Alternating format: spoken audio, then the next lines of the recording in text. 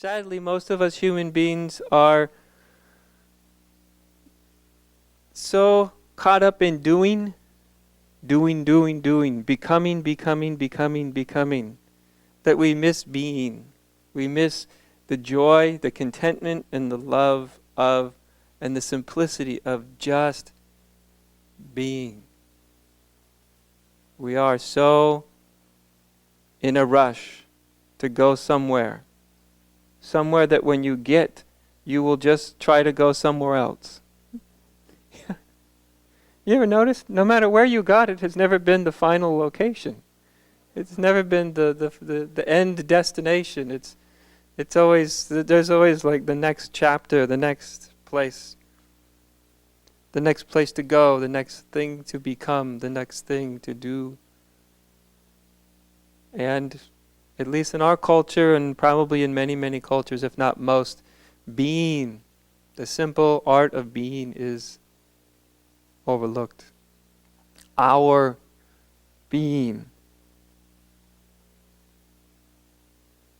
our own being, is very easy to overlook, even as we are sitting in this room and there is actually full and complete being happening. It is easy to miss being. Because the mind is so caught up in doing, trying to understand, that's doing, trying to get it right, trying to figure something out, wondering how do I arrive at where I want to arrive, how do I achieve a better state of being. And in this pursuit, being is missed, the simplicity of being. The trance state is that I will arrive at a preferable state of being through doing the right thing. If I just get my doing right, if I do the right thing, then I will get to a state of being that I will enjoy. Isn't this it? Yeah. What do I do to get there? Says just about everybody. Certainly the spiritual seeker, what do I do to get there? And of course, you can spend your lifetime doing and doing and doing and doing in order so that you can be. But do you see how obviously ridiculous it is? What do I do so that I can be? What do I have to do so I can be what I want? So that I can achieve a preferable state of being? And it's very difficult to get through this mind state. You can hear it for years. You can hear this for decades. That you don't get to a preferable state of being through doing. You can hear it for decades before you actually hear it once.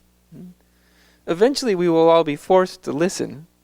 Who knows where we'll be forced to? Maybe just some wisdom will go, hey, yeah, I know that. I understand that. What have I been doing? Well, pretty much everything but being.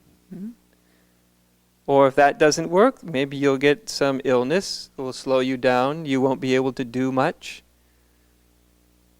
And maybe if you get slowed down enough, then you will start to taste being. Does anybody taste being because you got a little too sick to do? It's kind of one of the joys of being ill. If you can just surrender to being ill and stop, trying to fix that, it's just too much. Then then you can also bump into being. And if that doesn't work, well, who knows? Maybe a divorce, maybe someone who's close to you will die, and then eventually the big perceived tragedy, which is you will die, that is the end of doing. There will be nothing to do.